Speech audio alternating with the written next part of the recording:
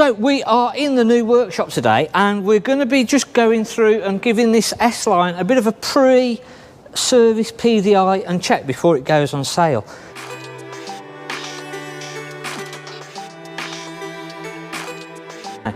What I'm going to be doing today is doing a bit of a service, going through this, making sure everything is all correct on it before it actually goes on sale. So we're going to start round at the other side and we'll get on with it.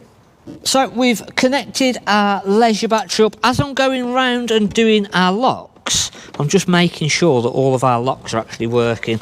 And what I've found on our little battery box door here is it's just pulling straight out. So this is something that we're going to need to fix. And what normally tends to happen is either the little lugs in here break off, or it might be that the actual circlip from around here is broken off. So there's a couple of different ways. If it's just a circlip has come off, you can get a new circlip and fit that onto there, and that should hold it in. If it is that the plastic lugs, because a lot of the time the plastic little lugs in here break off, the only way that you can really do it is to actually drill a hole through the plastic here, through the end of the metal here, and then put a little pin in there, a little cotter pin, and that will keep it all into place and stop that barrel coming back out again.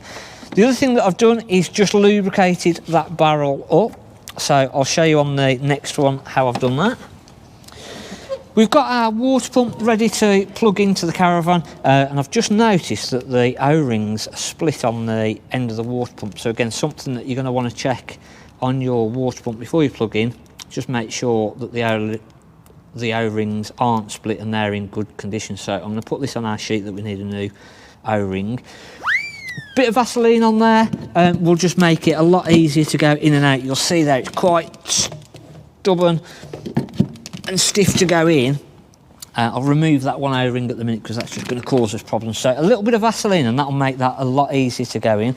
Just going to make sure our flue is all connected, not loose. Everything all seems to be on there okay.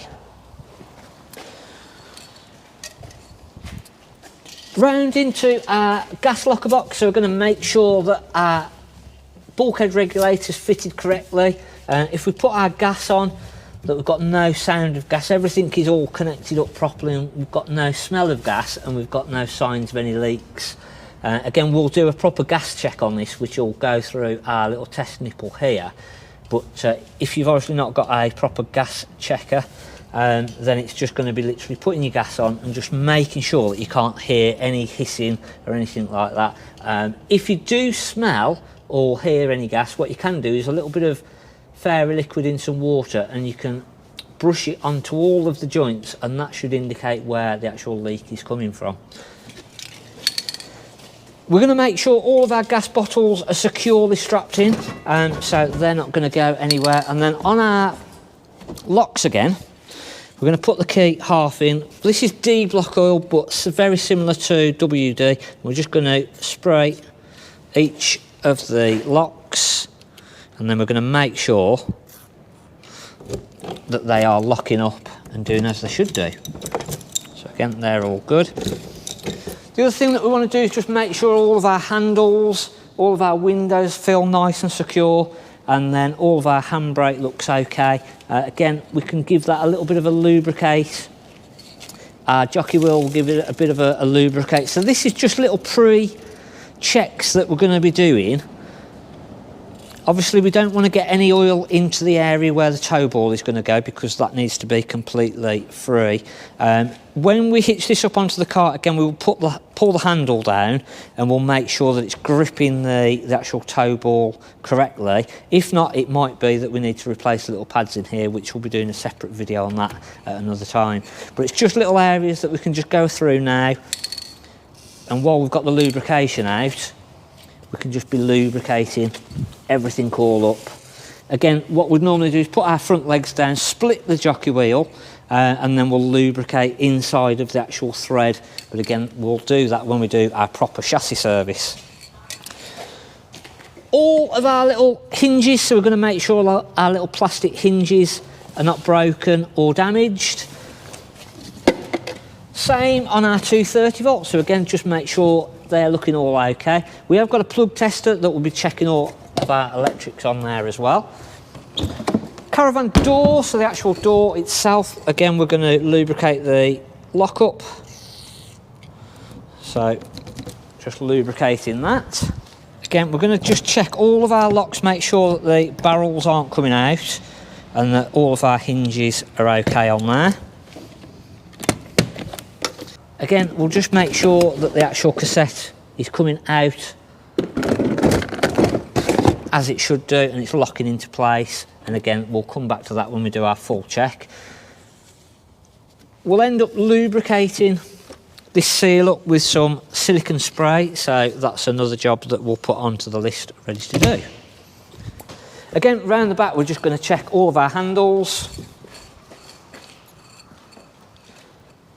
And again, on the actual chassis service itself, we'll check all of the running lights. You'll notice again the little black thing here. Now this is actually an aerial. We had a question on this the other day via email, and that is the separate little antenna aerial for the CD radio. So if you've got one of these, that's what it's for. Again, we'll just make sure that it's operating and that it's coming out and in as it should do. Just going to check that the awning light's working, and we'll pop all of our internal lights on as well. So we'll just make sure all of our lights inside the caravan are doing as they should do. I'll then also just start to make a list of the jobs that we're going to have to address. So we've got our battery box lock, we've got our water pump seal, and that's all that we've got on our list so far. We've got our fridge already set up on the 230, and that is running from our All Powers S2000. And again, what I have noticed previously is that our little lock isn't doing what it should be doing. So there's a little spring just inside of here. So the chances are that little spring just inside of there is either broken or it's just come out of place. So afterwards we'll end up taking the two little screws off.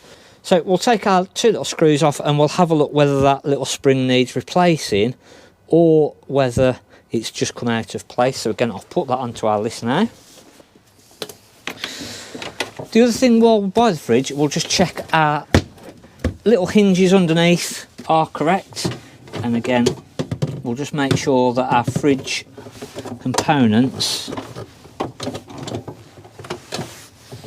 our little locks,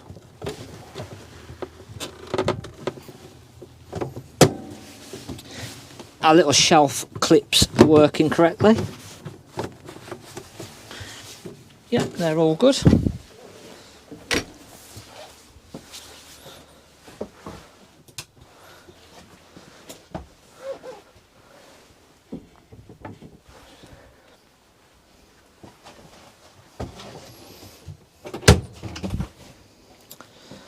The other thing that I'm just going to do as I'm just walking through checking the lights are all working is I'm just going to press the toilet pump, just make sure that's actually working too. So we know that that's working. And then what we'll do is for ourselves, we'll actually work through the service sheet of all the different things that we're looking for. We've got our awning lights, so that can be ticked off there now. Our internal lighting and equipment, so we can tick that one off there then. And then we're going to start working our way all the way through. So it's just going through and just making sure everything is doing as it should do. All of our hinges, our little locks, etc. Everything is working as it should do. And then we'll get into the nitty-gritty of sort of testing all of our equipment. So all of our gas system will be then checked, our fridge on electric, the gas, and on the car that it's working correctly, our heating, our hot water, we'll get all the water through the system, make sure we've got no leaks. So we'll do little snippets again of the bits and pieces that we're checking as we go along. But obviously this doesn't replace a service, you're still going to need to have your caravan serviced, but it just gives you an idea of how to go through your caravan. Thanks for watching on Mark at the Caravan Place.